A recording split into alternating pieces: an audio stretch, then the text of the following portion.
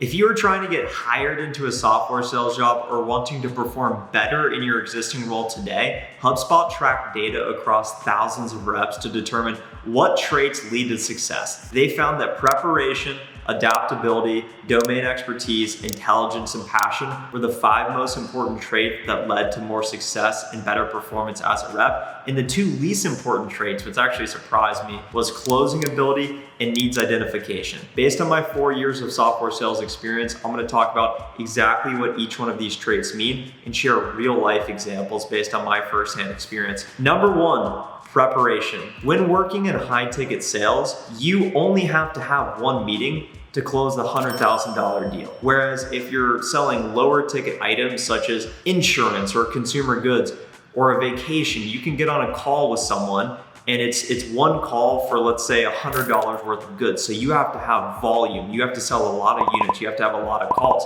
Whereas in software sales, the deal sizes are so large that you don't have to necessarily put in as much work to recognize disproportionately advantageous outcomes. So preparation is really important because you only have so many opportunities to speak with these companies that can actually spend hundreds of thousands of dollars with your company. So for example, in my job as an account executive, a problem I've ran into recently is the more complex, the larger the deals are, the bigger the companies you're working with. You have to coordinate, you're a quarterback. You have to bring in resources from your solution strategy team to help provide that expertise and point of view and perspective to the customer. You have to bring in tech sales, solution engineers, people that can actually run the demos for you. You have to bring in consultative people and service partners to say, this is exactly how we're gonna bring your program to life, let alone your direct interactions with the customer. So you don't just show up and everyone comes together and understands the roles.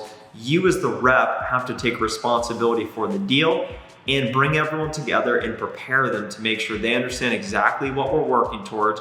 And you have to prepare yourself to understand what is the point of view here? What is the value? What is their problem? How can you continuously articulate that and then give them a business case? And this plays into your preparation. So you don't just show up and you run the meetings. You do the prep work, you do the think work ahead of the actual meetings so that you can show up and create a great buying experience for the customer. Number 2, adaptability.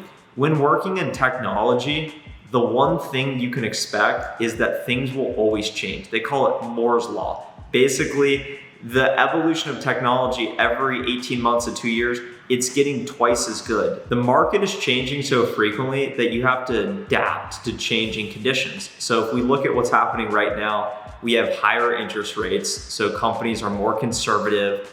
They think, hey, we might be in a recession. Hiring is freezing. Less discretionary spending. This is creating longer deal cycles and more scrutiny on purchasing your solutions, which means that you need to adapt to changing circumstances and say, how can I build more value around this case so that when the CFO sees it, they say, hey, this is a no-brainer, this is what we need to do. Adaptability, when your company is constantly innovating the product.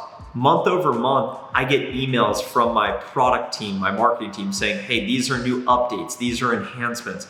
This is what you need to know. Hey, pricing model has changed. Things change so fast. So if you like to stay in a static environment where things don't change, then working in technology probably isn't for you because you're gonna have to constantly adapt to changing times, circumstances, conditions. The number 3 trait that leads to success is domain expertise. What this means is specialized knowledge. So if you are selling your product, service, solution to an HR buyer, you need to understand, what does the HR buyer care about? Human resources. They care about managing the humans. Organizations are people at the end of the day. So organizations care about attracting great talent, retaining the talent, developing the talent, understanding specifically what are the challenges your buyer faces, your avatar faces, the problems, so that you can then apply your domain expertise and say, well, hey, if you're looking to revamp your culture, these are 3 strategies to revamp it. And they're thinking, okay, that's really interesting. How do I actually do that? Well, you need my solution to go do this. This is how we set you up. And that's one example of domain expertise. It comes down to understanding, how can you go figure out the problems? How can you articulate the value of your solution?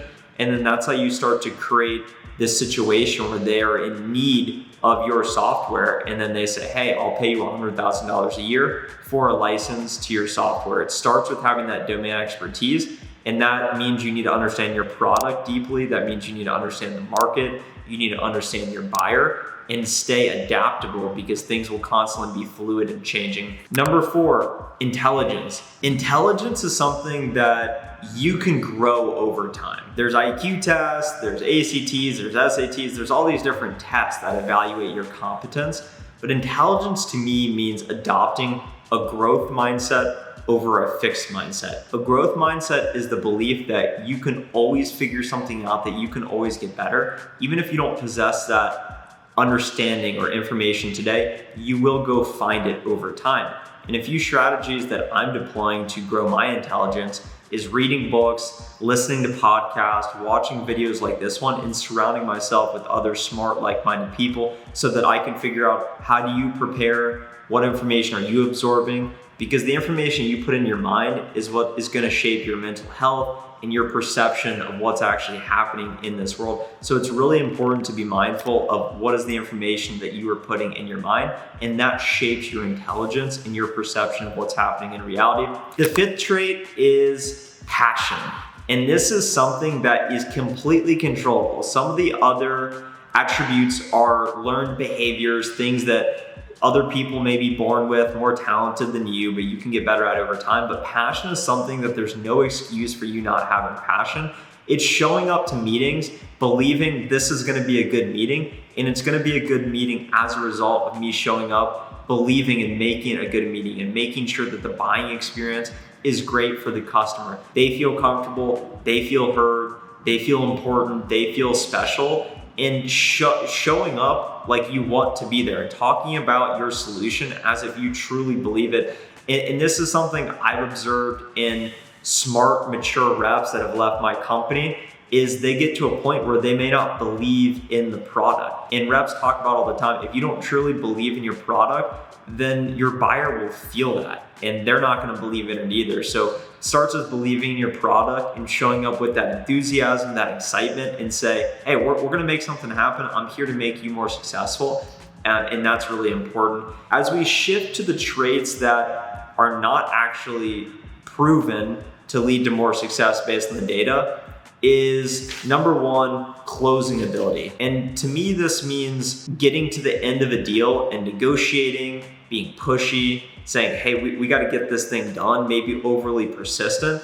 And I would say this is one of my weaknesses today, is I get to the end, the finish line, and I'm super persistent with saying, hey, we got to get this done. I'm going to send you the DocuSign. On one hand, you have to hold your customer accountable, but on the other hand, you want to make sure that it's a quality buying experience and they're not feeling pressure to do something that they're not totally ready to do. And that comes from a lack of you understanding what is the buying process. So that goes into some of the other nuanced steps. But closing ability, this surprised me a bit, but I think it makes sense. And then the other trait that does not lead to success is needs identification. This to me means discovery. I believe deals are won and lost in discovery. I think you can train anyone to go ask high quality questions and understand what are the puzzle pieces that you are supposed to uncover to justify the value of your service or solution. I think that it's really important. So not to undermine the importance of this skill, but I think some of the other skills were just way more important in leading to success, and that's preparation, adaptability, domain expertise, intelligence, and passion. If you got value in today's video, hit the like button below. If you are looking to surround yourself with other like-minded, smart people that are driven, press the join button right next to subscribe to join the private membership community. We have a Discord chat with over 66 group members, and we do a weekly live call where I answer Q&A and share what's top of mind so that you can crush the week ahead. Would love to see you there. I'll talk to you in the Discord. Have a great rest of your day. Bye.